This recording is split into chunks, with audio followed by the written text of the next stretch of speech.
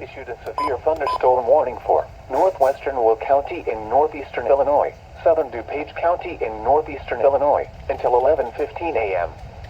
At 10:22 a.m., a severe thunderstorm was located near Sugar Grove, or near Aurora, moving east at 20 miles per hour.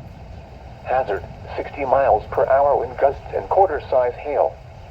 Source, radar indicated. Impact, hail damage to vehicles is expected.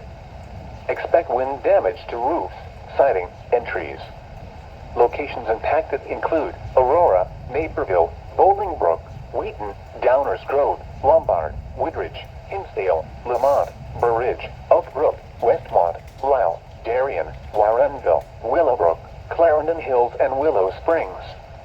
Including the following interstates: Interstate 55 between mile markers 268 and 276. Interstate 88 between mile markers 121 and 134. Interstate 355 between mile markers 12 and 22. This includes Argonne National Laboratory, Benedictine University, Morton Arboretum, and North Central College. For your protection, move to an interior room on the lowest floor of a building.